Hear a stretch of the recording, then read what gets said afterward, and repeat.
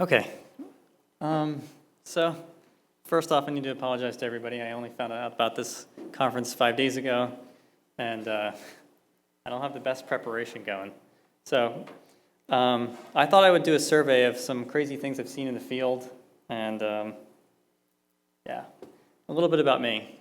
So as Chris said, I used to work at Facebook, and I've managed tens of petabytes of POSIX storage. The goal there was to be completely hands-off so that any team can come to our team and say, hey, I need a couple terabytes to petabyte to whatever they want. And we would say, use these scripts, use this tool, go do it yourself. We'd be out of the way. And the challenge was, how do we let everybody have their own different little configuration? Because the issue with Ceph and Gluster is that there's many different ways to deploy it. And if any of you are familiar with it, you would know. You can have an all-flash array, all spinning disks, mix and match, different tiers, and it's all doable because it's software-based. A little bit of the tools that I use. Distributed SSH, you definitely need that if you have a cluster of more than, say, 3 or 4. If there's an issue on there and you want to look at the entire cluster at the same time, distributed SSH is really good to have.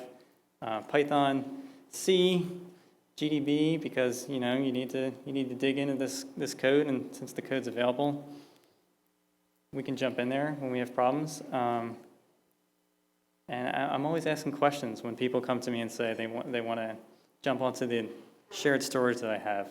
How many terabytes did you want to write? You said you only want to read once in a while. Are you sure about that? Your project probably won't be more than a few terabytes. Are you sure about that? Because my problem is that I've usually been a victim of my own success, and when people jump on the shared cluster, they say, wow, this is really great, and they start inventing more uses to migrate more things onto it. Let's skip this slide for now. So what are the advantages of software storage? Gluster and Ceph are really good at being deployed on cheap hardware. The IOPS and the throughput scale in an almost linear fashion. They're very good with big files, and they're very good at saving you money.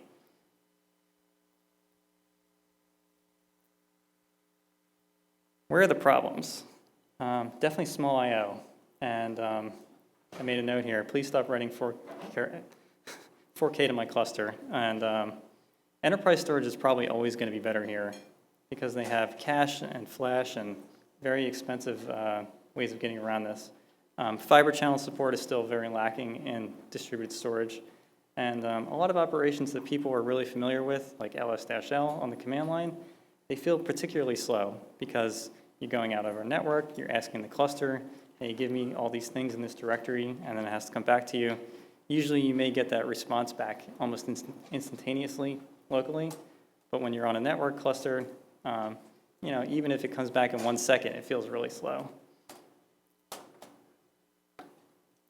Distributed storage definitely has unique challenges. What I like to do is set up a shared cluster for everybody, and then if you have particularly big needs, I'll segregate you off into your own little playground.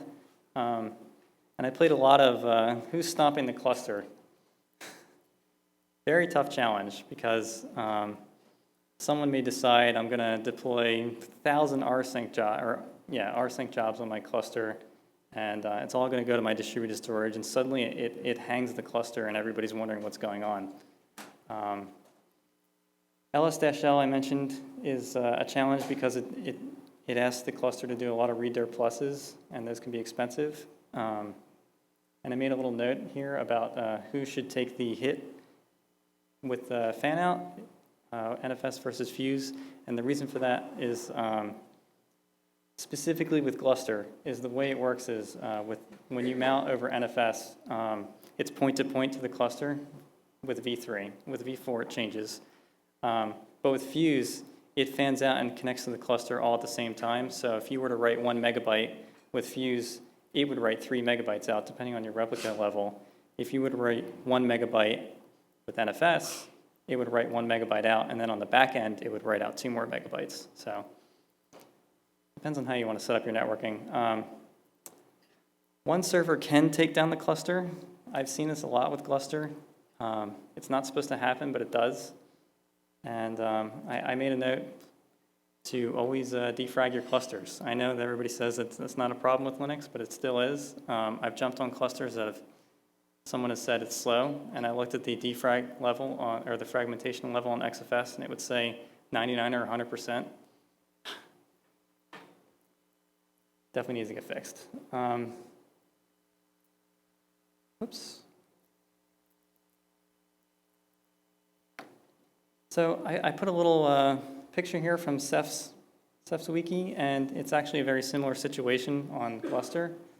Why are small files a problem for network storage? And you can see here when the client writes to the primary, and then the primary writes to the secondary and the tertiary, each time one of those write operations happens, there is a small network latency that's introduced, and that can pile up, and you get the idea.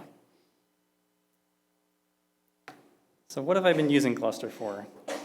Database backups. That's been a big one. People create a giant gzip file, push it to Gluster. Everybody's been very happy with that. Throughput's been really good. Git, we tried, but it didn't go so well. I'll talk about that in a little bit in a minute.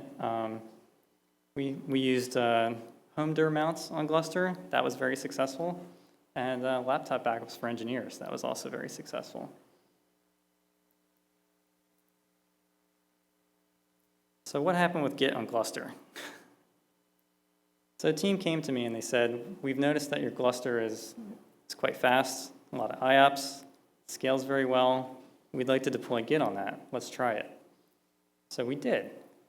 And for most use cases, it worked well, but they found a way to create a split brain, which is a race condition in Gluster, and it was reproducible very easily. And I tried looking at the online mailing lists for Gluster, and actually no one's talked about this. So I may actually file a bug on this. Git assumes that it's on a file system that's local and that it supports atomic operations.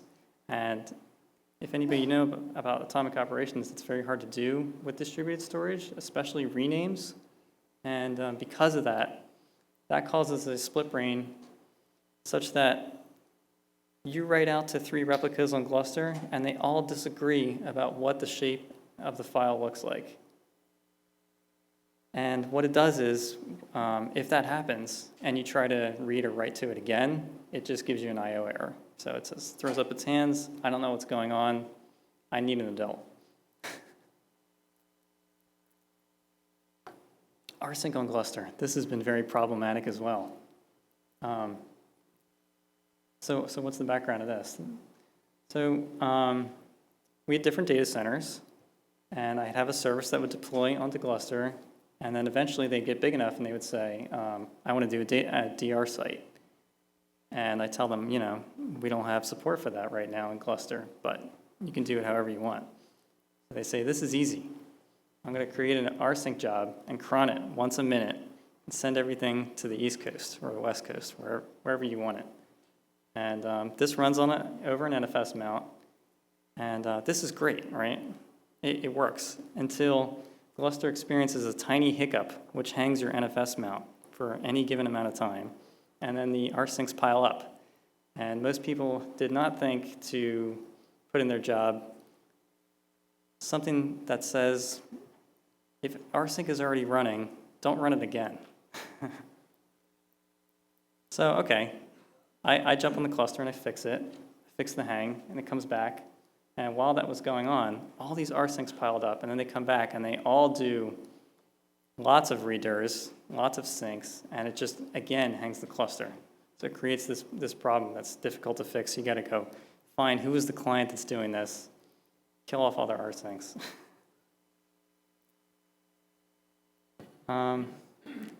So Gluster, yeah, it says on distributed website, distributed POSIX websites and Ceph as well, don't ever fill the cluster up to 100%, but they never say what will happen.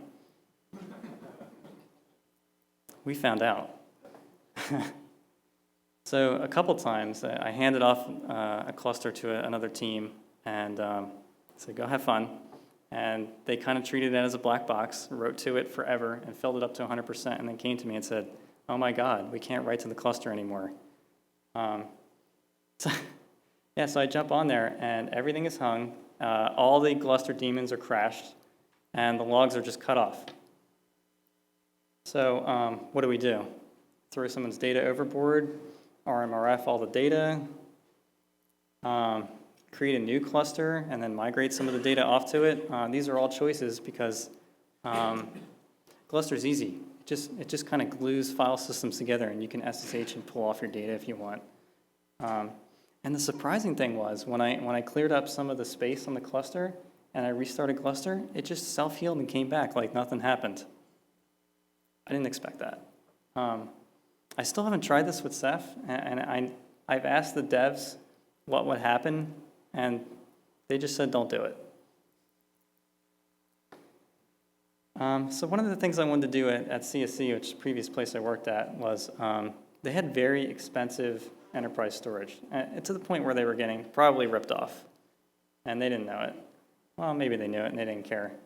So I thought, I'd like to get rid of some of this, and Ceph is a really good use case for that because they had, well, you'll see in a minute, I have a little picture. They had VMware, and they were mounting block storage, and that's what Ceph is good at, right? So let's kick all the Hitachis out of the data center, right? Why not? So this is what it looked like. This is what we set up. You can see at the top right here, there was 3 monitor servers for Ceph. You always have to have an odd number for quorum. On the left was my data servers, DL Ceph 1 through 6. On the right, underneath the monitors was the gateways. Don't worry about them. We didn't use them. I don't even know why we included them in the diagram. And then my proxy servers where the real action was happening. It was mounting the Ceph block devices and then re-exporting them over Fiber Channel. Because Ceph doesn't have support for Fiber Channel right now, I thought I can hack this together. It's really easy, right? LIO is in the kernel. Target CLI is there. Should be really easy. Mount it in VMware, and I set it up as active-active. So if anything happened on one of the VMware servers, it would immediately flip over the other one. Everything would be great. But the result was this. For some reason, I let it run for weeks. And we started with the development cluster. We didn't go right into production. I'm not that crazy. It would run for a week, and then all of a sudden, my primary, which was DL Ceph proxy 01A, would crash for some mysterious reason, and then it would flip over to B, and then crash that instantaneously, which would hang all the VMs on the VMware cluster. So like any good engineer, I run on the IRC channel, talked to the developers for LIO, and they had no idea what was going on. So their best guess was that something was going on with the latency for when Ceph was writing to for when LIO was writing to Ceph and Ceph was writing to the backend, and then it was acknowledging back to LIO, everything's good. And that was causing LIO to panic and crash the kernel. Unfortunately, I had crash carts in the data center, and by the time I was able to run from my desk to the data center, all the information that I had needed had scrolled away. So, fortunately, I never fixed this. But I found out with the latest version of Ceph, which is called Hammer, Mike Christie at Red Hat has said that he is going to modify LIO's library to support Rados block device and Flash. So that's great. I really hope it happens, and I may give him a hand with that if I can. So let's go back.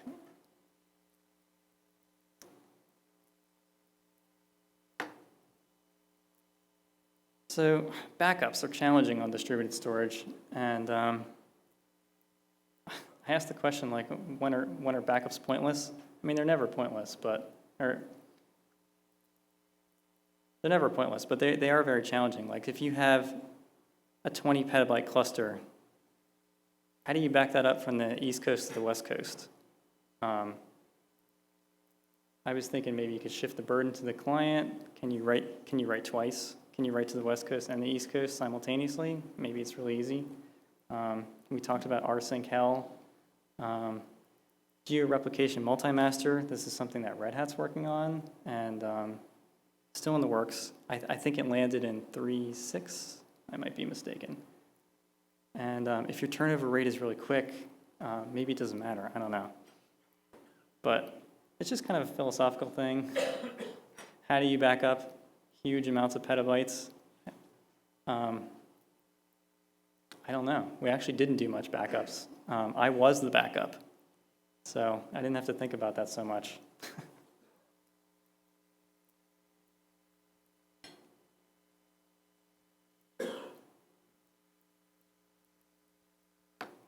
So it looks like my talk was a little bit quick. I ran through things a little bit too fast. Is there any questions?